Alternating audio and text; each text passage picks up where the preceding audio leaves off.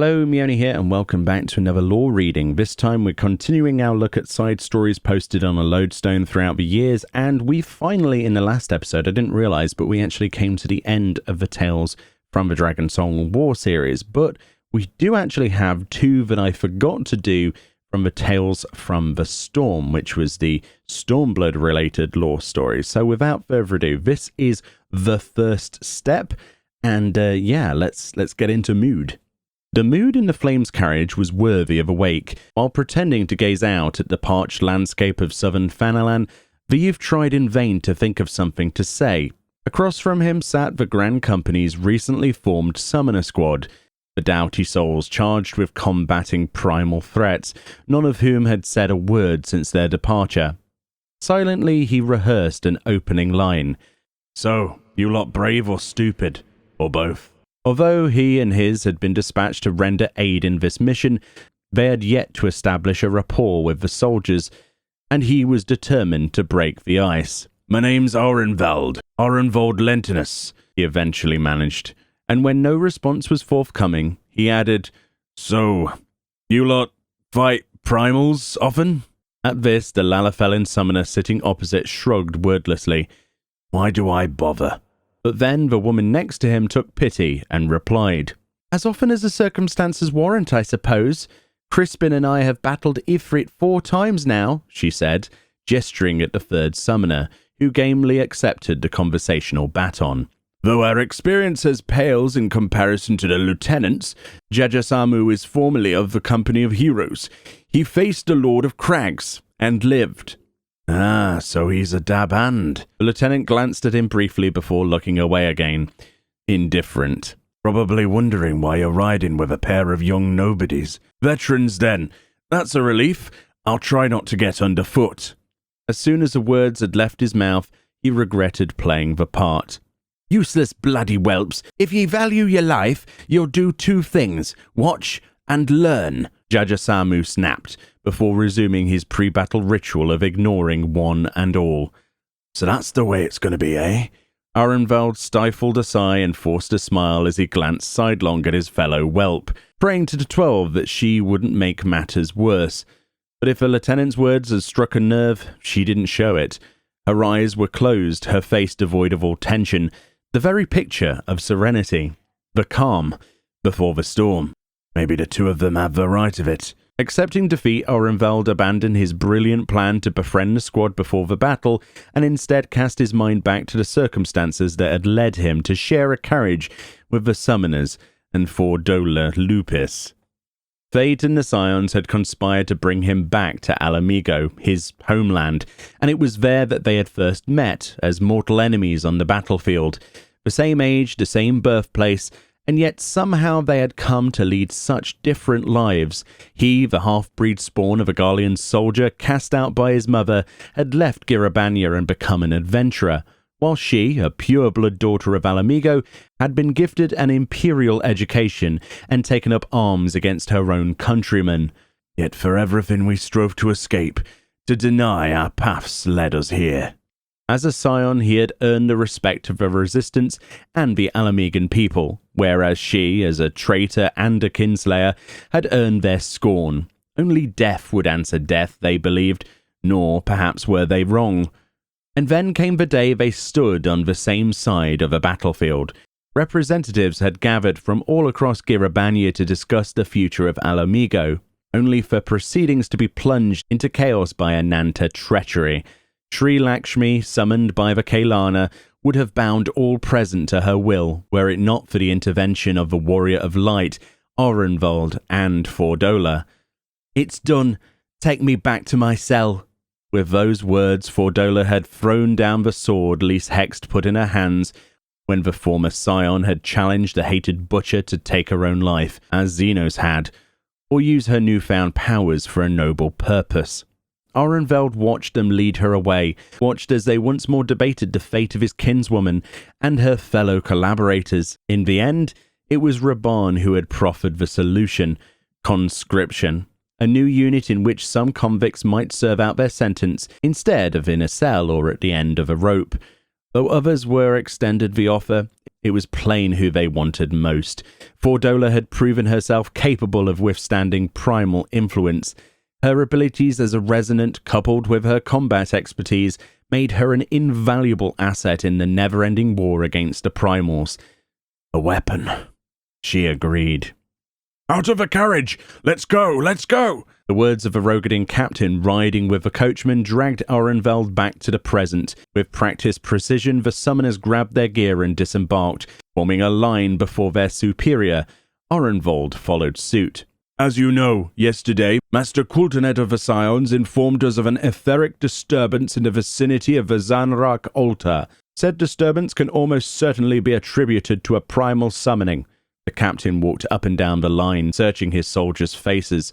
"Luckily for us, we've got ourselves a couple of secret weapons." Orenveld felt their eyes upon him and Fordola. "Orenveld of the Scions and Fordola of the Resistance.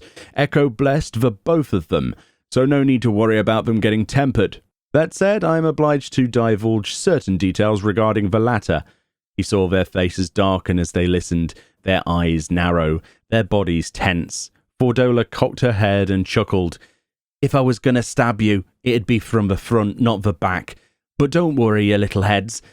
My neck's still in the hangman's noose." She tapped the gem-inlaid choker below her chin with 2 fingers. "You can trust in words, or you can trust in magic." If the Resistance Thaumaturge tasked with keeping an eye on Fordola was so inclined, he could trigger the enchantment woven into the neckpiece, causing it to gradually grow warmer and tighter, slowly searing her skin as it choked the life from her. "Rather you than me. A proper hanging'd snap your neck at least." The captain cleared his throat and continued. "Given their talents, we'll have them hold Ifrit at bay, while the summoner squad engages at range with Eggy and magics. You have healers as support, as well as the girl's minder. I'll be directing the diversionary maneuvers to the south. Any questions? Right then." They left the Forgotten Springs en masse and ventured a few marms east into the Segoli, before Captain Wolf and his contingent peeled off to lay siege to a nearby Amaljar encampment, providing the summoner squad with the distraction they needed to head towards the Zanarak altar undetected. Orenveld then led the way through a narrow canyon, clinging to the shadows some 50 yards ahead of the party. Spying an obvious sentry, he gestured for his comrades to stop, and slowly drew his dagger. Wiping the blade clean, he looked back and signaled to the others to join him. As one, they continued north towards the altar, where they found, as they had feared, a ring of flame, and the Lord of the Inferno waiting at its heart. Even in the aftermath, he struggled to remember the fight. The primal had been summoned with a token quantity of crystals, and Orenvald had not felt a fraction as hard-pressed as he had during the battle with Sri Lakshmi. The summoners and healers had all performed admirably. A victory won on the training ground, not the battlefield. "We're finished here. All units withdraw." At Captain Wolf's command, they set out to return the way they had come. "Advance no further." Orenvald was already diving the moment he heard the scream. Peering out from cover, he saw a figure in the dirt clutching an arrow in his gut, its black iron point protruding obscenely from his back. Amalja! "Enemy archers, West Ridge! Get behind those rocks!" Orenvald closed his eyes, took a breath, and counted to 4. Shafts were raining down all around them now.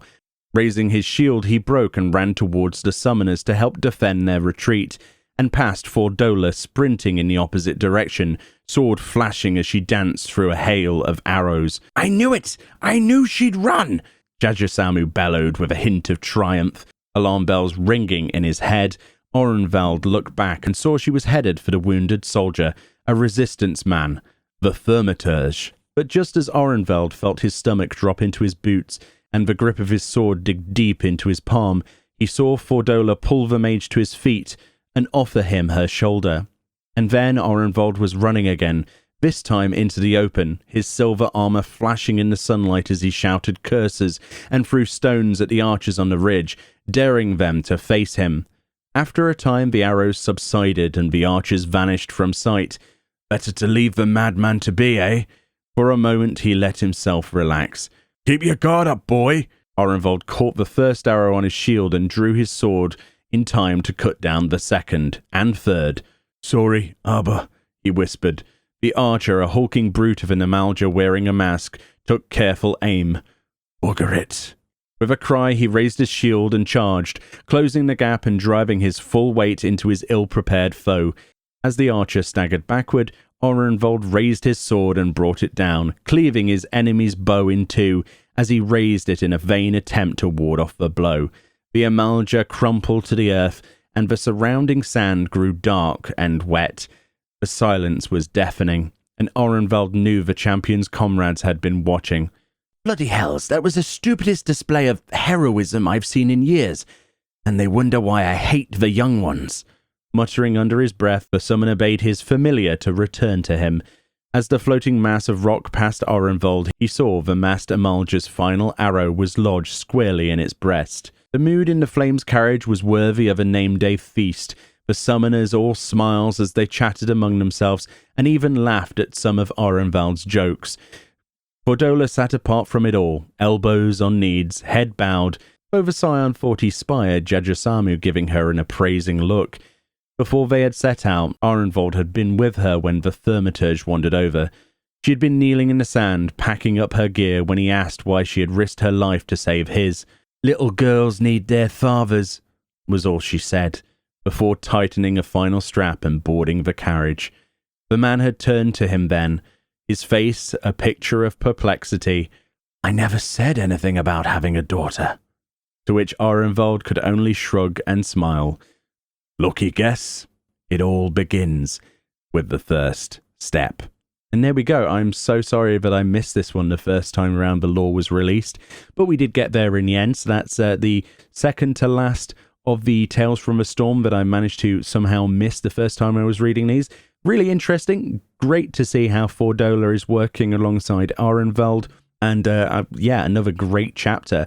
The writing definitely improved quite a bit, I'd say, from the Realm Reborn days, and that's very clear in these particular episodes. Either way, hopefully you enjoyed this. A link in the description will take you to the Lodestone page if you'd rather read it yourself. But from me, thank you for watching. Have a good day wherever you are, and I'll see you all next time.